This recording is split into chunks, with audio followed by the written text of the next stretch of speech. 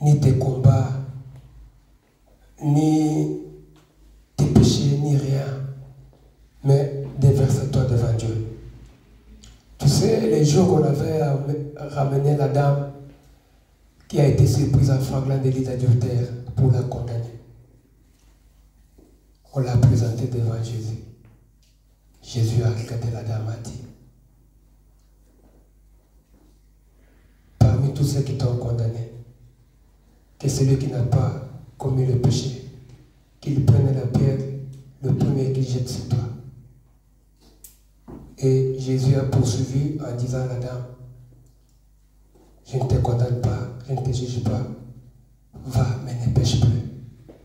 Quand nous venons devant Dieu, ne viens pas avec un sentiment de culpabilité. Ne viens pas avec un sentiment de condamnation. Viens comme quelqu'un qui vient puiser encore quelque chose de nouveau. Amen. Viens comme quelqu'un qui vient encore renouveler encore quelque chose. Pour qu'il y ait encore une nouvelle page de l'histoire qui va s'ouvrir. Comme ça, quand tu vas sortir de ces lieux, tu sortiras tête haute. Amen. Est-ce que le Saint peut acclamer encore Jésus ce matin?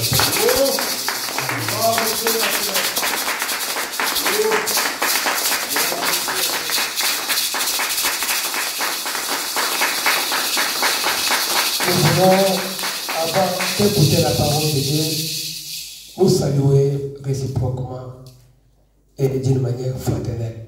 Dis bonjour à celui qui est à tes côtés. Saluons-nous. Dis shalom, shalom c'est la paix, avec joie. Bien que la pluie nous a dérangé, beaucoup de gens ne sont pas venus. Voilà, saluons-nous, saluons-nous. Nous sommes une famille de Dieu. Amen. Amen. Amen. Nous aussi, nous vous saluons au nom de Jésus. Amen. Ok, ce matin, nous sommes bénis parce que nous allons écouter la parole de Dieu au travers de la bouche de notre papa qui n'est pas n'importe quel papa, mais le vraiment papa de cette maison. Pasteur Manu. Il vient de Waregem, très loin. Waregem jusqu'au Bruxelles, c'est 2 heures du temps. 1 heure, hein? Regarde, il quitte là-bas très loin, rien que pour venir te parler de la part de Jésus. Tu es béni ce matin. Amen. Amen. Amen. Tu es béni vraiment ce matin. Amen. Vous êtes à la joie de l'accueillir. Amen. Ah, vous êtes à la joie de l'accueillir. Magnifique. Acclamez-vous. Ok, la paix du pasteur. Je vous salue au nom du Seigneur Jésus-Christ. Acclamons plus fort le Seigneur. Le Seigneur, on fait des bruits pour la gloire du Seigneur. Jésus, Amen. Amen. Gloire à Dieu. Le Seigneur est bon, il est merveilleux. La Bible a dit, tout concourt au bien de ceux qui aiment le Seigneur. Amen. Il y a la pluie, donc quand on roulait là à l'autoroute, c'était vraiment terrible. Mais le Seigneur a permis que nous puissions quand même venir à l'air. Amen. Amen. Nous voulons nous tenir debout pour lire la parole du Seigneur.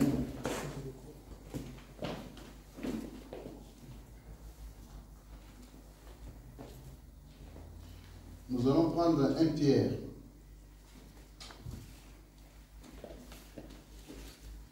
Chapitre 1er, versets 10 à 10.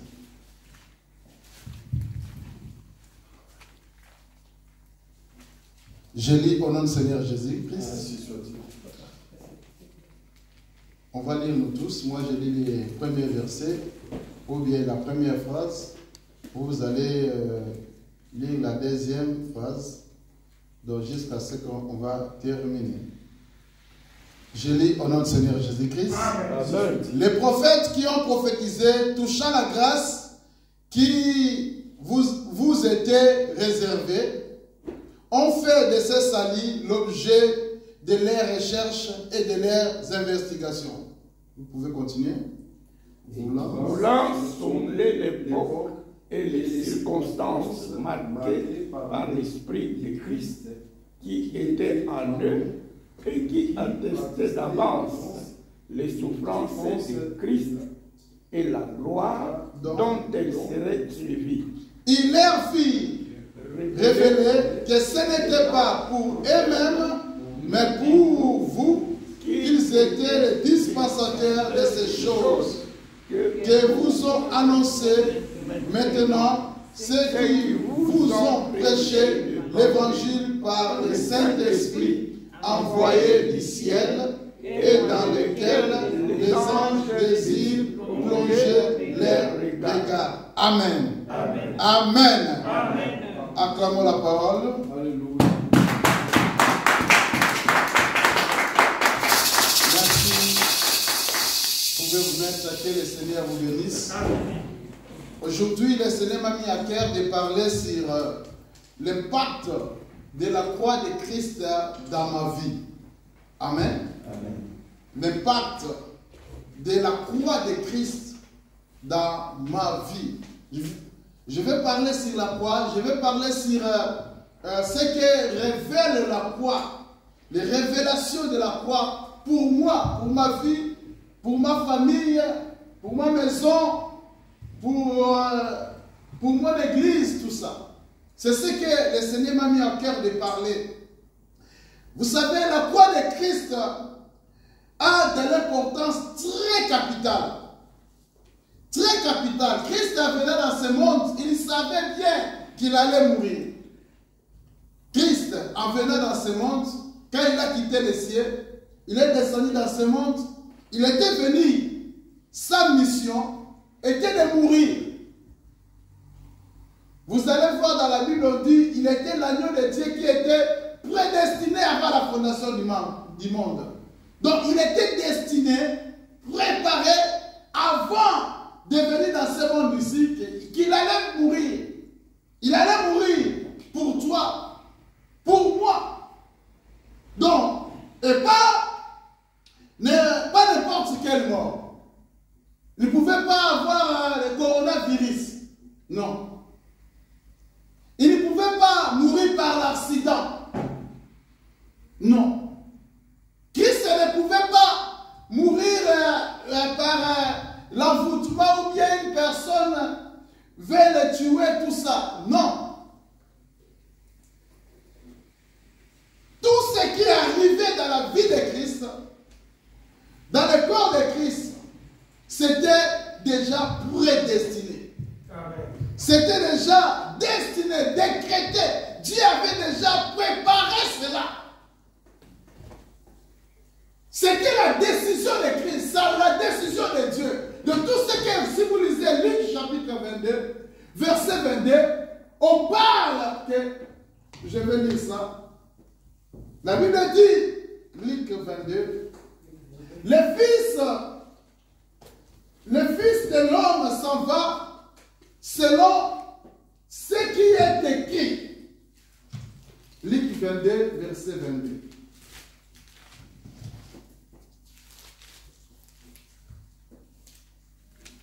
Amen.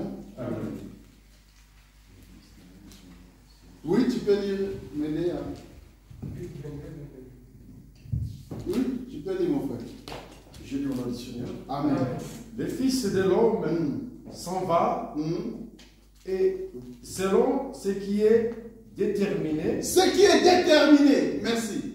Donc le Fils de l'homme s'en va selon ce qui est déterminé. Quand on parle de la détermination, c'est ça le plan de Dieu. Dans d'autres versions, on dit le Fils de l'homme s'en va selon le plan de Dieu.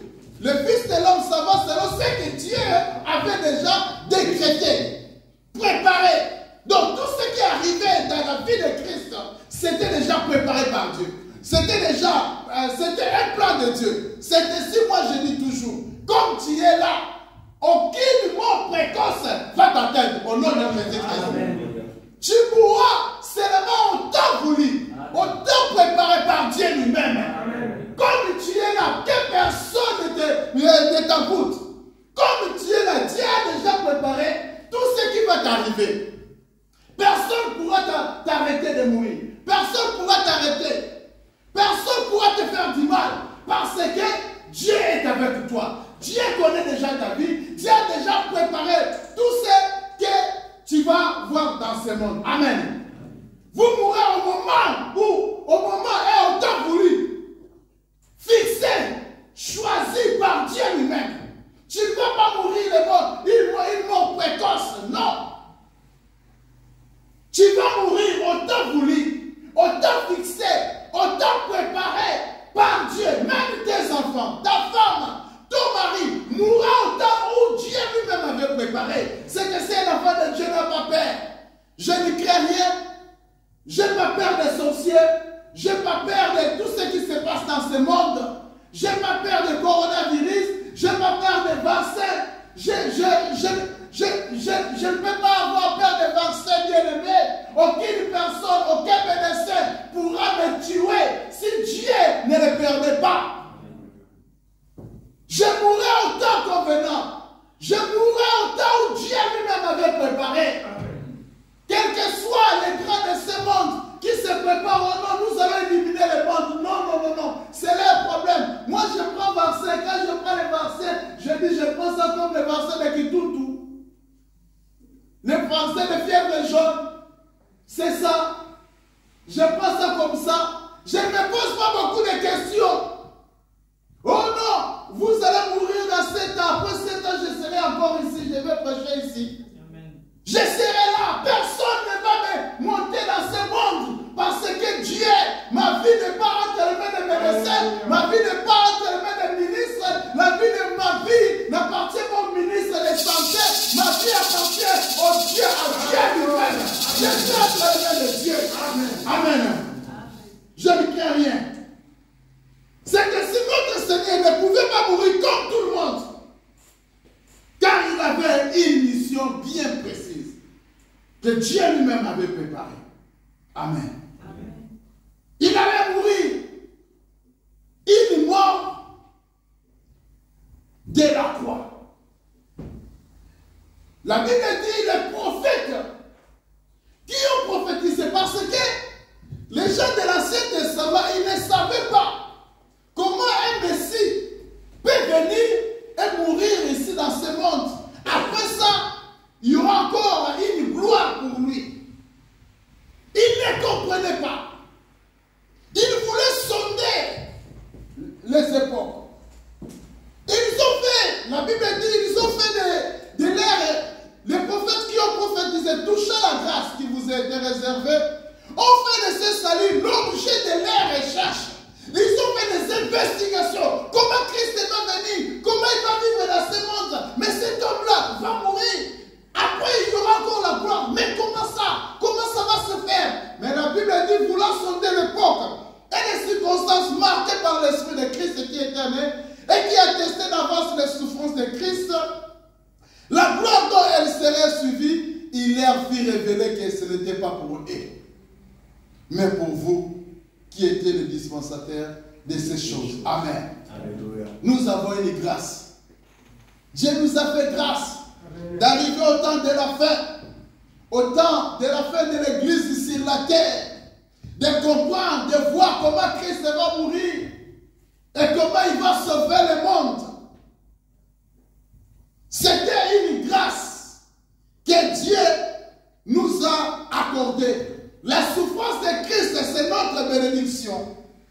La Bible dit, maudit soit quiconque qui sera pendu au bois. Christ a accepté. Il a accepté d'être maudit. Il a accepté de prendre nos charges pour que nous puissions avoir la bénédiction. Amen. Merci. Mais qui nous révèle maintenant la croix de Christ? Avant même de parler de ça, vous savez, l'évangile, la croix de Christ, c'est même le soubassement, le fondement même de la vie chrétienne. C'est ça même le fondement de la vie chrétienne. La croix de la mort de Christ. 1 Corinthiens 15. À partir du premier verset, la Bible dit, je vous rappelle, frère, l'évangile. L'évangile, ce n'est pas recevoir, non. L'évangile, c'est la mort et la résurrection de Christ. Amen. C'est ça. L'évangile, c'est... Tu peux lire 1 Corinthiens 15. L'évangile, ce n'est pas mystifier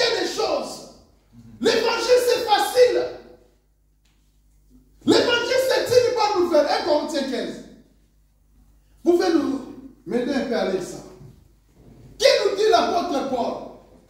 L'apôtre 1 Corinthiens chapitre 15. À partir du premier verset. Qu'est-ce que nous dit l'apôtre Paul? Amen. Je vous rappelle, frère, l'évangile que je vous ai annoncé, Alléluia, que vous avez reçu, dans lequel vous avez persévéré, et par lequel vous êtes sauvés. Si vous le retenez tel que je l'ai annoncé, autrement vous auriez cru en vain. Amen. Continue. Je vous ai enseigné avant tout, comme je l'avais aussi reçu, que Christ est mort pour nos péchés, selon les Écritures, qu'il a été enseveli et qu'il est ressuscité le troisième jour, selon les Écritures. Ok, merci. Christ est mort pour nous, c'est ça l'évangile, selon les Écritures. L'évangile, ce n'est pas mystifier les choses. L'évangile, c'est facile. Paul dit, je vous rappelle, frère, l'évangile que je vous ai annoncé, que vous avez reçu, dans lequel vous avez persévéré et par lequel vous êtes sauvés. Si vous le retenez tel que je vous l'ai annoncé, autrement vous aurez cru en vain. Je vous ai enseigné avant tout, comme je l'avais aussi reçu, que Christ est mort pour nos péchés. Tu peux dire amen. Amen. C'est ça l'évangile. La mort de Christ. C'est ça le soubassement de notre foi. Christ est mort pour nos péchés. Quelles que soient les fautes que tu as faites, quels que soient les péchés que tu as commis, Christ est mort pour toi. Amen. Si soit-il. Il est mort pour toi. Ne te condamne pas. Ne te culpabilise pas. Christ est mort pour toi. C'est ça l'évangile. L'évangile, ce n'est pas autre chose. Christ est mort pour nous selon les Écritures et il est ressuscité. Amen. Selon les Écritures. C'est ça qui nous donne la force. Amen. Mais qu'elle nous révèle maintenant. Je sais que Christ est mort pour moi. Il est mort à la croix. Mais qu'elle nous révèle la croix de Christ. La première des choses qui révèle la croix pour moi, qui me donne la force. La croix me révèle notre valeur. Ma valeur. Amen. La croix révèle notre valeur devant Dieu. La Bible dit, vous avez été rachetés par le sang précieux de Christ. La croix révèle mon identité. Vous avez été rachetés par le sang précieux de Christ. Amen. Je ne suis pas un grain de sable perdu dans l'univers. Je suis unique. J'ai tellement de la valeur aux yeux de Jésus-Christ qu'il a été d'accord de donner sa vie pour moi. Je ne suis pas quelqu'un qui est perdu là-bas dans les airs, dans l'univers comme ça, non. Je coûte trop cher. J'ai de la valeur. Christ s'est donné lui-même. Je ne suis pas perdu. Non, il y a quelqu'un qui était d'accord de sacrifier sa vie, de donner son sang pour me racheter, pour me ôter de l'œuvre de l'ennemi,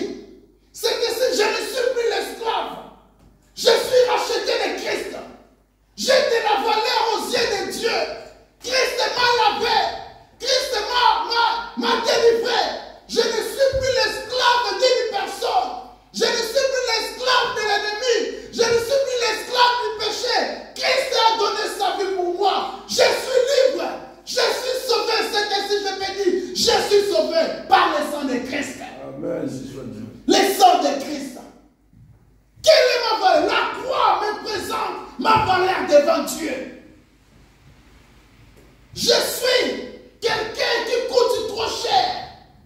Ma sœur, mon frère, tu coûtes trop cher devant Dieu.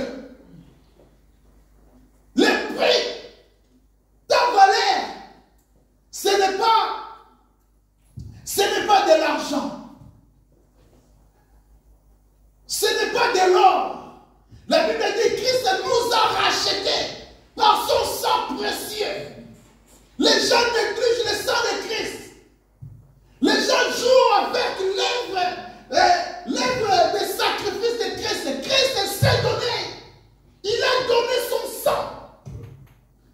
J'écoute trop devant Dieu. À la question, quelle est ma valeur? Quelle est ma valeur? On peut estimer ta valeur en quoi? La croix me répond, ma valeur, c'est le sang de Jésus-Christ. Le sang du Fils de Dieu. Ta valeur comme tu es là, ta valeur, c'est le sang de Jésus. Est-il une valeur plus grande? Je coûtais très cher et je vaux tout ce que Dieu avait. Tout ce que Dieu avait. Si Dieu avait autre chose, il allait offrir ça pour moi. Mais tout ce que Dieu avait, il a donné ça pour moi. Le sang de Christ. Amen. Amen. Amen. Mais il ne s'agit pas seulement de moi-même, mais de toute ma famille, de toute l'humanité, de ta sœur qui est tout près de toi, de ton frère qui est là. Christ a aussi donné sa vie pour ton frère. Il a donné sa vie, son sang pour ta sœur, pour ta femme, pour ta maman, pour ta famille. C'est question de qui quand Dieu aimait le monde, il a donné. Afin que quiconque croit en lui ne périsse pas. Alléluia. L'évangile c'est facile, très facile. Est-ce qu'il y a une catégorie de gens que Christ a dit non? Pour cette personne, ces gens ici, moi je ne peux pas mourir pour elle. Pour d'autres là, ça ne vaut pas la peine d'envoyer mon fils pour les sauver. Non, c'est pour toute personne. C'est ainsi, je ne peux pas avoir des problèmes avec mon frère, avec ma sœur. Pourquoi? Parce que nous sommes sauvés de la même façon. Christ a versé son sang pour lui et pour toi aussi. Amen. Amen. Amen. Même si je marche à pied, j'ai de la valeur. Amen. Même si tu ne parles pas français, mais tu as de la valeur. Même si tu n'es pas marié, mais tu as de la valeur. Amen. Même si tu n'as pas des enfants, mais tu as de la valeur. Amen. Même si tu n'as pas de travail, tu n'as pas de papier, mais tu as de la valeur. Amen. Tu coûtes trop cher. Ne te néglige pas. Il y a quelqu'un qui compte sur toi. Amen. Il y a quelqu'un qui compte sur toi. Tu peux être célibataire. Tu peux manquer des choses dans ce monde. Tu peux manquer, mais il y a quelqu'un qui a donné sa vie. Il a dit non. Pour toi, tu as de la valeur à mes yeux. Tu as du prix à mes yeux. Amen. Je ne peux pas mépriser mon frère. Je ne peux pas mépriser ma sœur. Pourquoi? Parce que nous tous, nous sommes sauvés, rachetés par le sang de Jésus-Christ. Amen. Personne n'est exclu. Quand Dieu a tant aimé le monde, qu'il a donné son Fils unique, afin que quiconque croit en lui, dans le quiconque là, personne n'est exclu. Tout le monde est exclu. Tout le monde. Même les plus méchants de ce monde, même les détrous, même les plus méchants de ce monde, ils sont là, ils sont écrits là dans les quiconque qui croient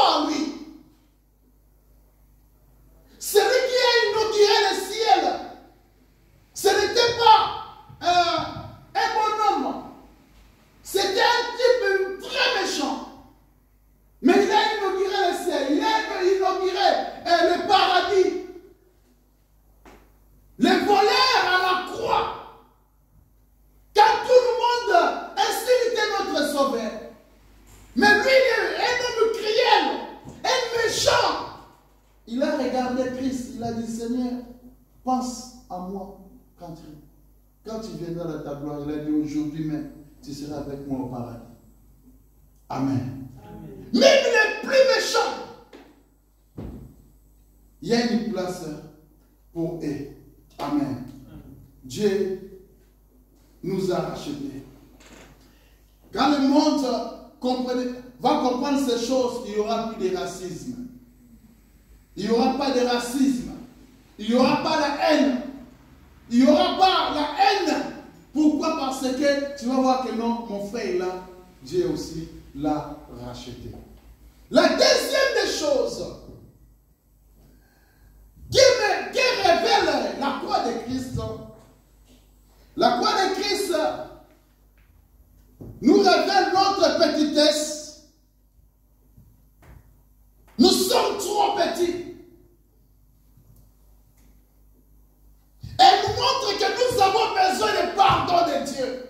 Amen. La croix de Christ nous montre que non, je ne suis rien. Job dit, nous sommes comme les fourmis, nous sommes comme les insectes, nous sommes comme un vermisseau. Tu ne peux pas t'enorgueillir. Tu ne peux pas frapper la poitrine là, tu marches avec les mains, tu es là comme si l'autre quelqu'un là, ton frère là ne vaut rien devant toi. Nous sommes trop petits, nous sommes des pécheurs. Pardonnés par Christ. Amen. Si Christ m'a pardonné, c'est qu'il est aussi capable de pardonner mon frère là qui est à nos côtés. Amen.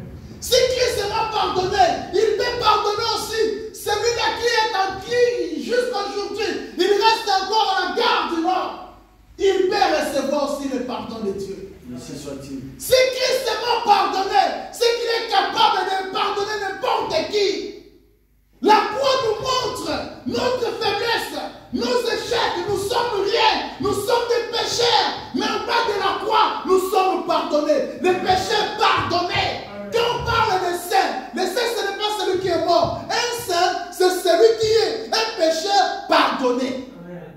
C'est ça un saint.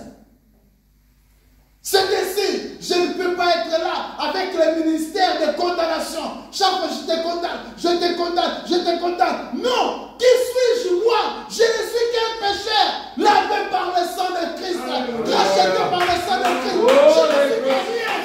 La foi de la paix, ma petitesse, je suis rien.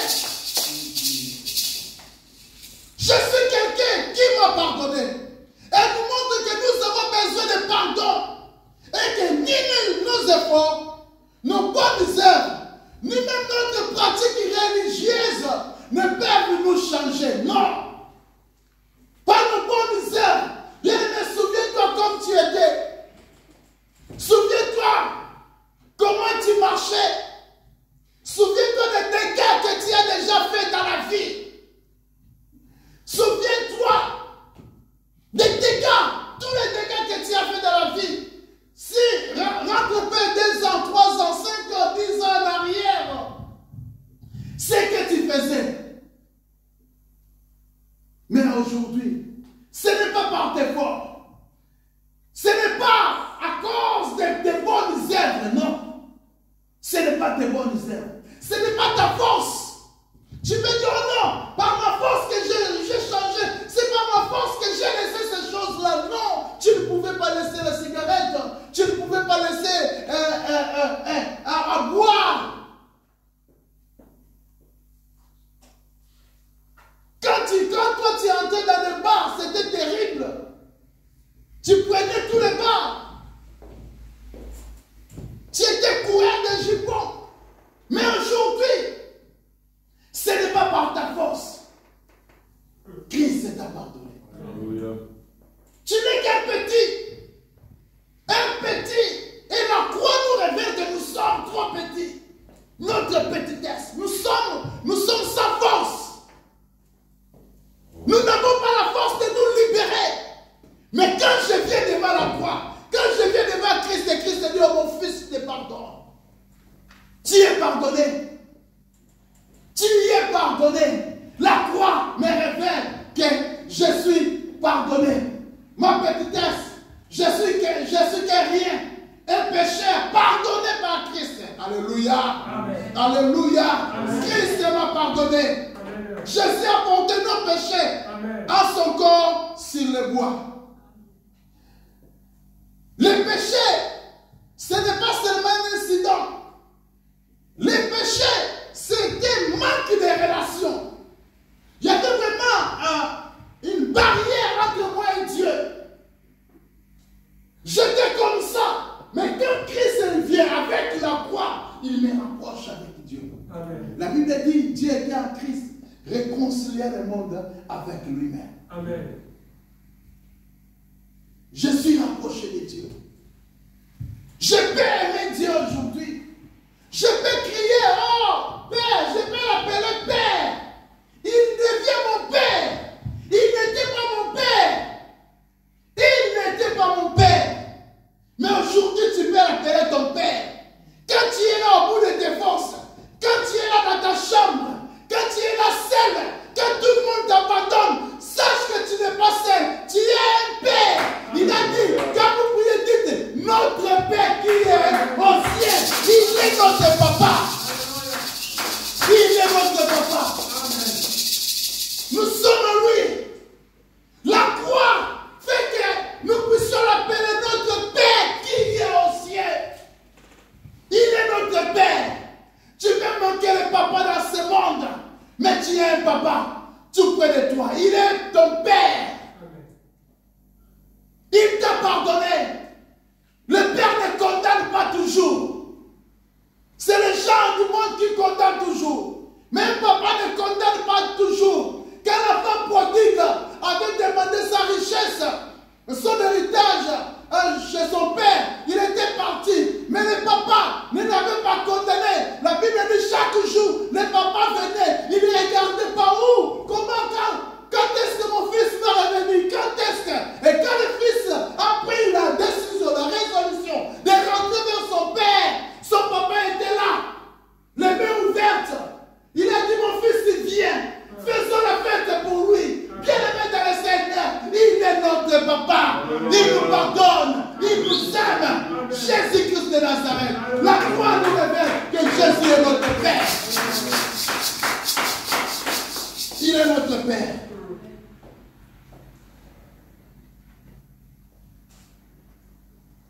Alléluia. Amen. Alléluia. Amen.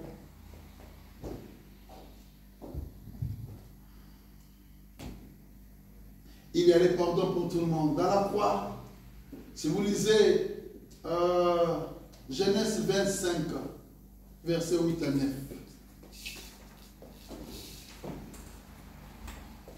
Genèse 25, versets 8 à 5.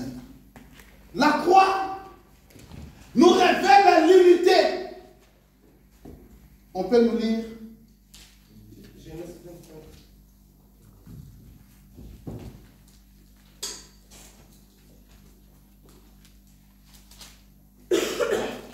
Genèse 25, verset 8. 8 à 9. Puis Abraham expira et mourut et après mourit. une heureuse vieillesse Une heureuse vieillesse. et âgé et rassasié. Il était rassasié. Il était vraiment âgé. Il était rassasié d'un jour. Oui. Il était rassasié de jour et il fut recueilli auprès de son peuple. C'est-à-dire, il était mort. Il était mort, on l'avait enterré. Mais continuez. Isaac et Ismaël, Écoutez bien. Isaac et Ismaël, ses ses fils, l'enterrèrent dans la caverne Ok, de merci. Macpéla. Isaac et Ismaël, ses fils, l'enterrèrent. Vous comprenez? Vous savez bien l'histoire d'Ismaël. Vous savez l'histoire d'Isaac. Ismaël, il fit l'enfant d'Abraham. Abraham, le père d'Ismaël, il a chassé Ismaël avec sa maman. Ismaël a grandi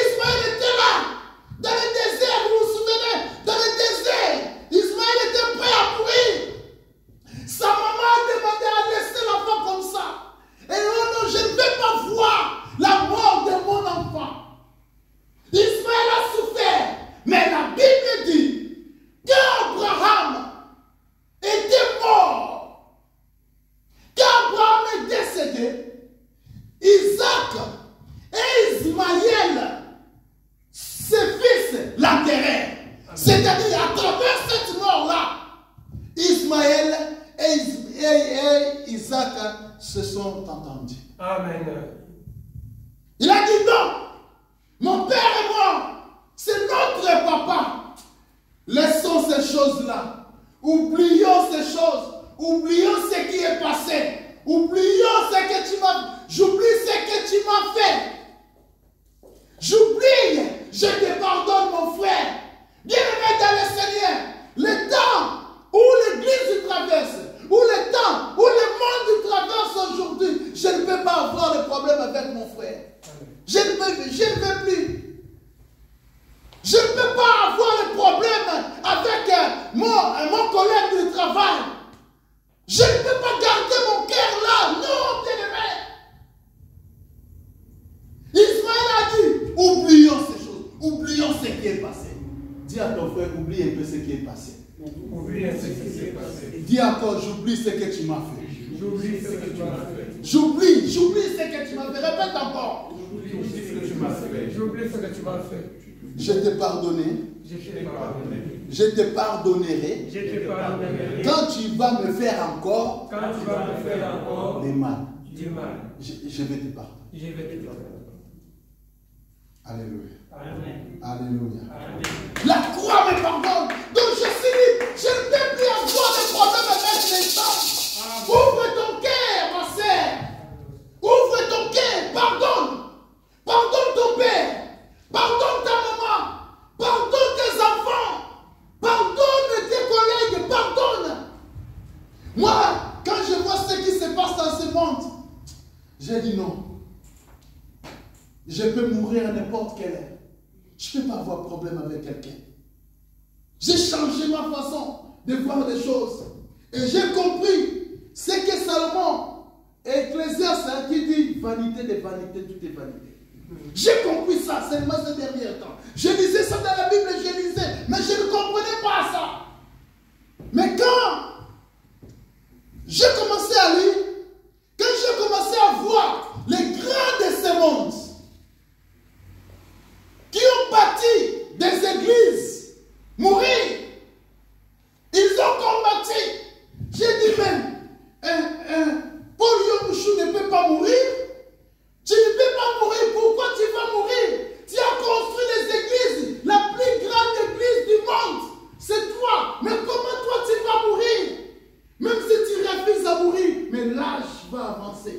Et l'ange va te pousser toi-même à demander à Dieu, Dieu, prends-moi. Je regarde les tenus Joshua au Nigeria mourir. Il meurt seulement comme ça. Il laisse tout ce qu'il savait. Je dis, mais que servirait-il à un homme de garder le monde s'il perdait son âme? Je ne peux plus avoir problème avec les gens. C'est que si j'ai quelque chose à donner, je donne. Si je donne, je ne peux pas parce que ce que je mange, ce que je donne, c'est ça ce qui est ma vie. Je peux partager. Je ne peux pas garder. Tu prends l'argent, tu caches, tu vas tout laisser ça, bien-aimé. Alléluia. J'ai regardé toutes tes vanités. J'ai dit toutes tes vanités. Avoir des femmes, tu regardes. C'est vanité. Avoir des voitures, tu dis c'est vanité. Le bon Dieu c'est quoi? J'ai dit craignons le Seigneur. Alléluia. Craignons le Seigneur. C'est ainsi j'ai dit non. J'ai regardé encore notre apôtre ici, Mille. Il a combattu pour l'église. Il a fait les églises. Il a combattu. Il a donné sa vie pour les églises. Lui, il était là. Quand l'église ne marche pas, il vient là, il peut rester là, il prêche tout le temps. Mais pourquoi mourir? J'ai dit non, tout est vanité. Je ne peux pas avoir de problème avec les gens. Isaac et Ismaël. Ismaël qui a grandi avec les soucis dans le cœur. Ismaël qui a grandi avec des difficultés dans le cœur, les amertumes dans le cœur. Mais il a tout abandonné à cause de la mort de son père. Il a dit, mon père est décédé, mon père est mort, oh, toi tu es mon frère. Ah, Tosimara, tenez-nous à la main. Allons, tous les cas. Oublions ce qui est passé. Oublie ce qu'on t'a fait. Oublie. Oublie. Qu'a dit l'apôtre Paul? L'apôtre Paul nous dit dans Philippiens chapitre 3, verset 13. Philippiens chapitre 3, verset 13. L'apôtre Paul nous exhorte quelque chose là de très capital. Philippiens 3. Philippiens 3, 13. La Bible dit, frère, je ne pense pas l'avoir saisi, mais je fais une chose, oubliant ce qui est en arrière et me portant vers ce qui est en avant. Oubliant ce qui est en arrière. L'oubli, c'est un élément très capital pour la santé. Quelqu'un qui n'oublie pas, il n'est pas un bon homme. L'oubli, c'est très capital. Si tu n'oublies pas des choses, tu n'es pas un bon homme. Dans la vie, il faut oublier. L'oubli est un élément essentiel à l'intelligence humaine, car elle permet de concentrer sur ce qui est important. Amen. Amen. Amen.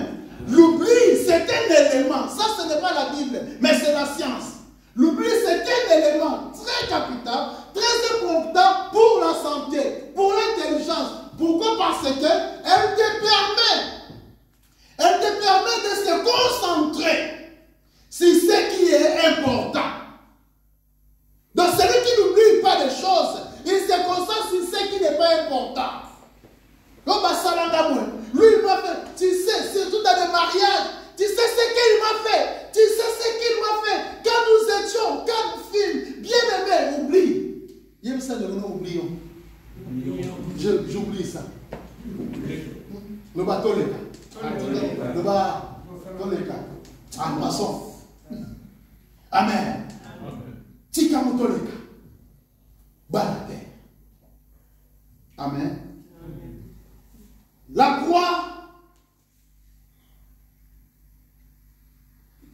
croix, c'est un message qui donne, la croix me révèle encore, ou me donne encore la possibilité de changer.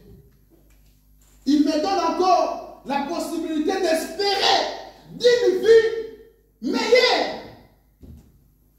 Ok.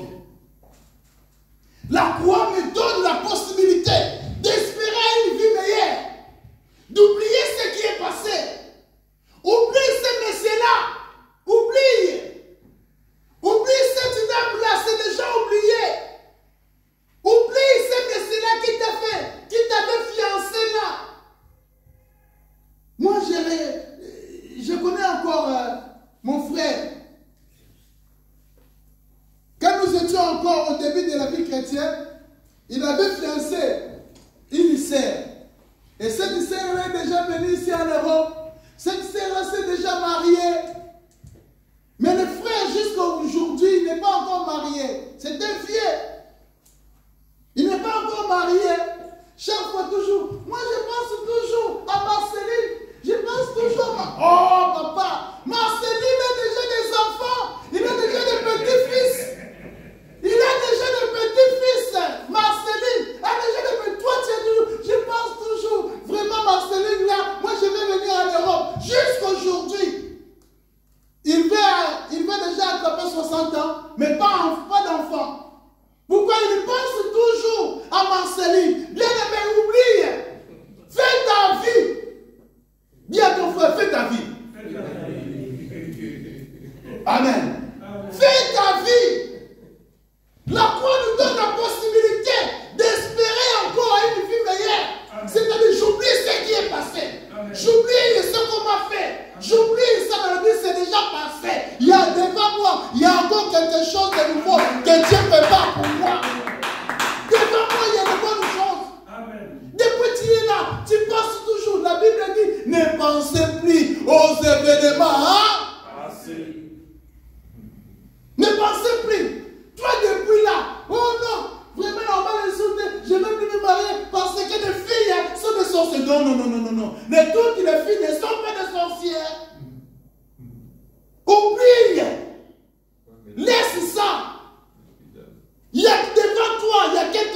de meilleures qui arrivent.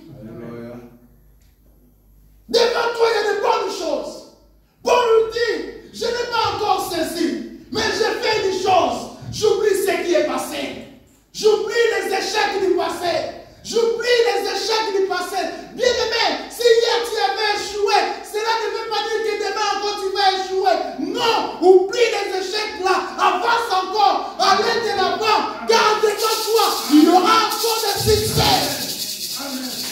J'oublie ce qui est passé. J'oublie, il faut oublier. Oublie cette dame-là. Oublie. Oublie ces chefs-là. Oublie. Oublie les fiancés là. Oublie, devant toi, il y a encore un bon fiancé qui tombe du ciel là. Il est là. Dieu prépare pour lui, pour toi. Pense à lui. Pense devant toi. L'oubli, c'est un élément très important dans la vie. Pourquoi? Parce qu'il nous permet de se concentrer sur ce qui est nécessaire. Alléluia.